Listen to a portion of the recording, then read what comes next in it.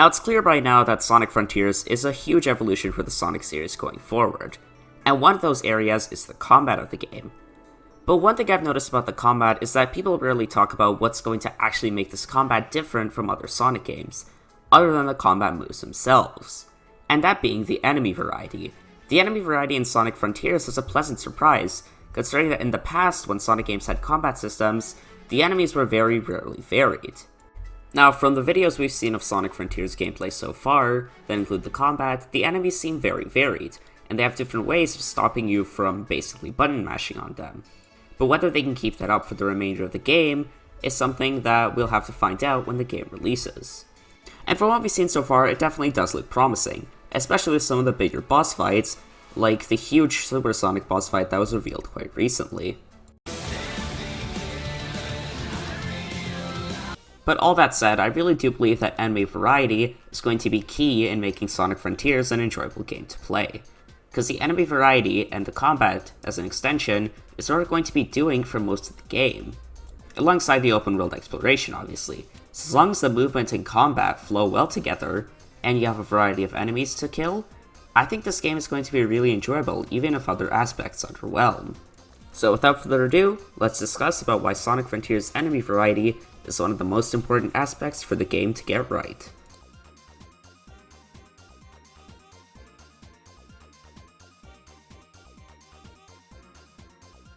When you have an open world game like Sonic Frontiers with a ton of stuff to do, you have to make sure it doesn't feel repetitive and doesn't get boring after a while, because otherwise the player won't have an incentive to keep going with the game. And the combat is an area where many of these games can fail. If you keep beating up the same enemy, it's going to get boring eventually, because you learn all their patterns, and you can just button mash all over them, doing the same thing over and over. It's just like if Sonic Frontiers was a JRPG. So this just doesn't make for a fun experience for the player. So what game developers have to do is create enemy variety, meaning different types of enemies, and a lot of different types of enemies. These enemies also need varied types of attacks that also stop you from button mashing on them. I know I've been saying button mashing a lot, but that's because button mashing is one of the worst things about a game. If you can just press the same buttons over and over again, then it just becomes boring and repetitive. And that's what I think a lot of people are worried that Frontiers will suffer from. None of this is good, Vector.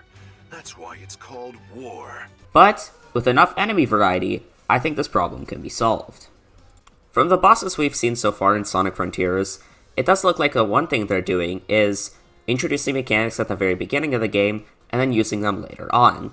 In the Asura boss fight early on, as you get into the main island of Kronos, you have these rings that you have to go up in order to damage the boss, and these rings are being brought back in the Giganto boss fight later on.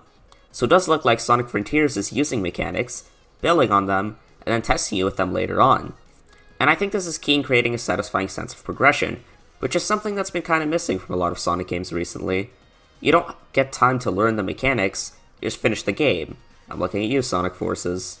And if Sonic Frontiers keeps on increasing the difficulty while still building on previously explored mechanics, then I think the game later on could get very challenging, but you'll also know what you have to do to beat all these challenges, because you've done it before. So it'll never really feel like it's an unfair difficulty spike, but more so it built you towards beating the game. And I think that also really nicely ties into the story, as Sonic has been beaten down, and he has to build himself back up, learning all these new combat moves, and collecting the Chaos Emeralds. So if the gameplay progression matches the story progression, I think this could be a very satisfying game to play from start to finish. Another thing Sonic Frontiers should strive to do is that make the enemies that come from a certain island feel like they came from that island, or at least are suited for the environment. Like on a snow island, give them a bit of extra layers of protection, against the cold. Or make them use icy attacks, same with the Volcano Island. And I think Sonic Frontiers has already been doing this, as some people have noted on the Desert Island, there are a few of the same enemies, just with new varieties. So I think they keep that up, it can make each area feel unique and distinct. Now I think I'll actually give a few of my thoughts about the enemies themselves. A lot of people, from a few of that I've heard, aren't actually that fond of these new enemies, thinking they're too realistic and not fitting for Sonic. But honestly, I really like them. I think they're over-designed, but it works well. This is a new area, a new land for Sonic to explore. And these new enemies are a really nice contrast to anything we've seen before. Well, at least it's not them using the egg pawns over and over again. But even still, I really like these new enemies, and I think their methods of attacking are really cool.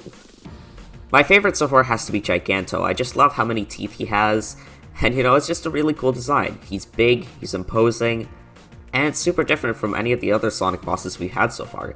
And not only that, but this is the first big boss fight of the game. Just the fact that Giganto is the first big boss fight of the game really means to me that Sonic Team is stepping up the level of these bosses. In the past, Sonic bosses haven't really been much, so it's really cool to see them stepping that up in this game. And it's perfect because this is the game with an actual combat system that doesn't suck. But in the end, I really do think that having enemy variety is really what's going to sell me on Sonic Frontiers. Because if they don't keep that up throughout the rest of the game, this game is just going to become really boring, like Sonic Unleashed, Werehog to me was.